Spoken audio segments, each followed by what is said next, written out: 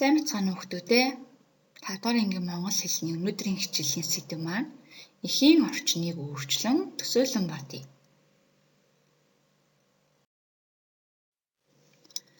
Зураг 1-ийг ажиглая хүүхдүүд ээ. Энэ зурган дээр юу ажиглагдж байна вэ?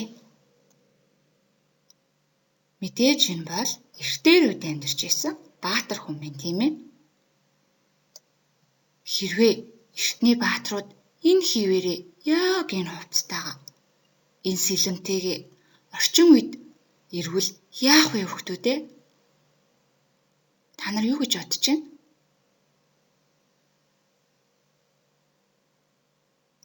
Мэдээж хүмүүс гайхна. Энэ баатрууд маань орчин үеийн соёлыг мэдэхгүй, машин галт тэргийг хараад дайсан байна гэж бодно. Магадгүй тулалдах гэж оролдчихж магадгүй шүү дээ. Энэ хоёр зургийн ялгааг сайн ажиглаарай. Зурган дээр ямар ялгаа байна вэ?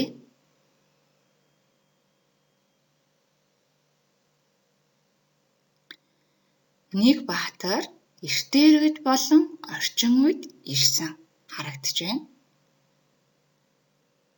Баатрууд хэдийн үед амьдарч байсан бэ?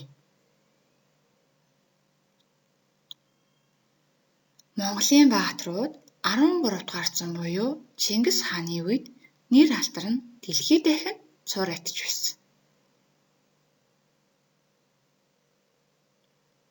Одоо бидний эргэн тойронд ийм баатрууд яагаад байхгүй байна вэ? Орчин үед амгалан тайван дайн тулаангүй учраас баатрууд харагдахгүй байгаа. Тэгвэл цаг хугацаа өөрчлөгдөхөд эргэн тойрны зүйлс мөн дагаж өөрчлөгддөг байх нэ.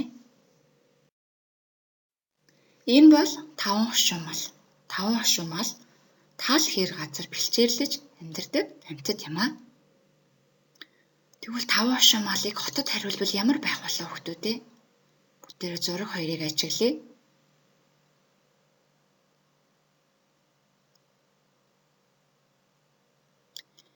Эдэс цэжээл нь ховор, машин тэрэгний явцаанд саад болно. Хөдөө хот хоёр ямар ялгаатай вэ? Та нар юу гэж бодож байна?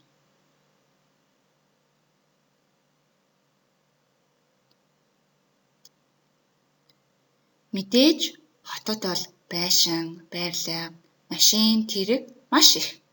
Харин хөдөө бол гол ус, ургамал, тал хэр газар. Илбэгтэй хөдөө хот хоёр маань эдгээр зүйлсээрээ ялгаатай байх нэ. Малыг яагаад хөдөө хариулдаг юм болоо тэгвэл хүүхдүүд ээ?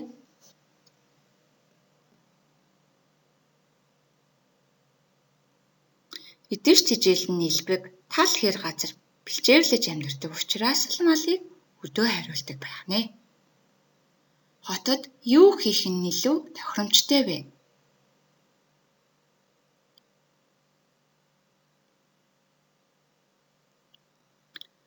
Хотод хүн ам илүү хотноор суурьшсан байдаг учраас үйлдвэрлэл үйлчилгээ явуулахад илүү тохиромжтой байдаг. Аливаа юмс оршиж буй орон байраараа ялгаатай байдаг байх нэ.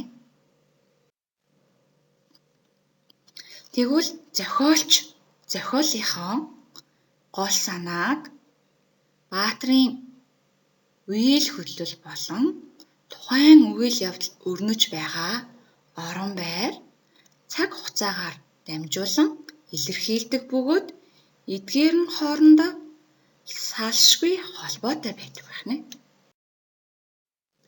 Одоо бүгдээрээ 3 зах зүйлийг хамтдаа уншиж үлгэрийн орчныг төсөөлөн бодож өөрчилцгөөе. 3 загсны тухай үлгэр. Нэгэн голд ухаантай, тэнэг, залтай 3 загс байж гинэ. Гэтэл голын хөвгүүн дээр нэг удаа загсчд ирж гинэ. Тэнэг загс за юу л болов гэж бодож байхад залтай загс за харж байж л болъё доо гэж бодлоо. Харин ухаантай загс цэрхэн зуур шууд л усны гүн рүү шумбан оров. загасчид голд тороо тавилаа. Залт загас би яагаад ухаантай загсыг дагсангүй вэ? Гэвч ам гарахаар оролдоод үздэг хэрэг гэж бодоод амьгүй юм шиг дээш харан хөвтөд усны мандалд хөвж гарлаа. Загас ч түүнийг барьж аваад тор давуулан шийдсэнд залт загас хурдхан гихчин эргэн усанд шумбан алга болов. Харин тэнэг загас ийш тийш хөвсөөр яваад баригдаж гинэ. Ухаантай хүн учрах зовлон урьдчилан мэдэж зайлдаг хэмээх хэлц үүнээс үүдэлтэй ажээ. Одоо бүгдээрээ 3 загасны үлгэртэй дээрх үлгэртэй холбоотой дасгал даалгавар хамтдаа ажиллацгаая.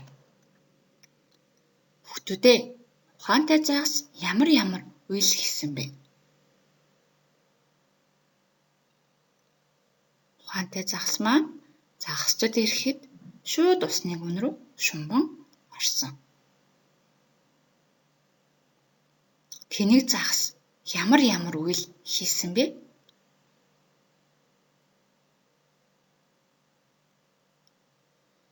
Загасчид ирэхэд юу л болов гэж бодсон. Өөр ямар нэгэн үйл хийсэн үү хүүхдүүдээ?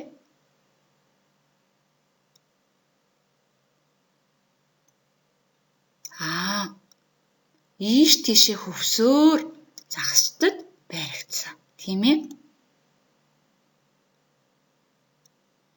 Залтай загас маань ямар үйл хийсэн бэ? Загасчид ирэхэд харж байж болёо гэж бодсон. Өөр бас ямар үйл хийсэн бэлээ?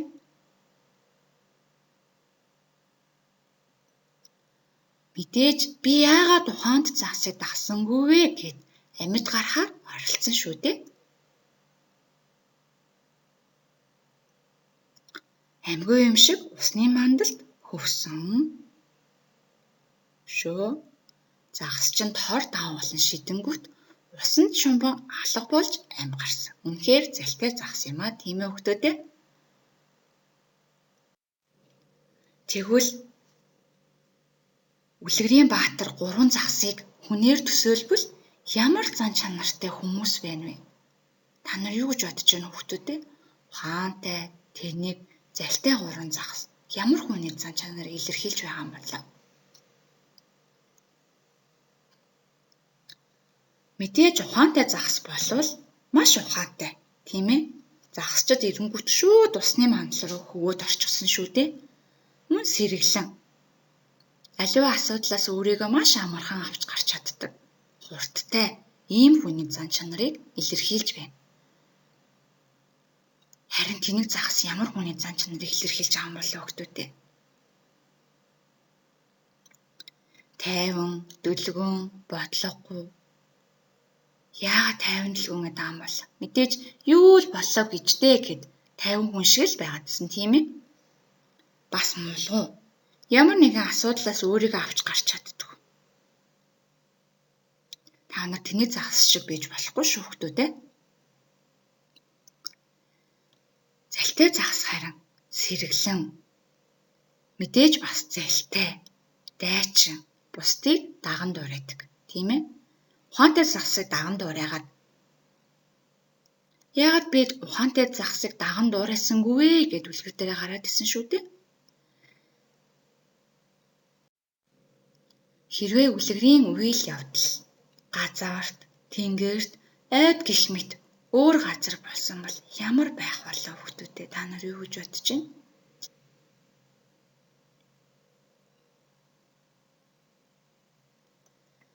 Үлгэрийн баатрууд болон газар орныг өөрчлөн битсэн нэгэн ихтэй танилцъя. 3 тоорооны тухай үлгэр. Нэгэн ойд ах дүү 3 тоорой байж гинэ. Гэтэл айн захад нэг удаа чон ирж. Нэгдүгээр тоорой юу л болов гэж бодон дээш харан хөвтөн идэж байхад хоёрдугаар тоорой харан байж болъё гэж бодлоо. Харин 3 дугаар тоорой тэрхэн зур шууд л тоосон байсан барьж оров. Чон. Энэ ойд тоорооны үнэр ханхлуудаа өнөөдөр нэг сайхан гидс гарах нь гэд тэдний зүг давхилаа. 2 дугаар тоорой би яагаад 3 дугаар тооройг дагаж байшин барьсангүй вэ гэхэд гэтэл амьд гарахаар оролдоод үздэг хэрэг гэж бодоод 3 дугаар тооройн гэрийн зүг хамаг хурдаараа гүйжээ. Чон түүний хойноос хөөсөн боловч арай л гүйцсэнгүй. Алтчхаж гин. Харин 1-р тоорой ийш тийш гүйсээр байгаад баригджээ. Зовж явхад зориг, жаргаж явхад сэрэмж хэмээх хэлс үүнээс үүдэлтэй ажээ.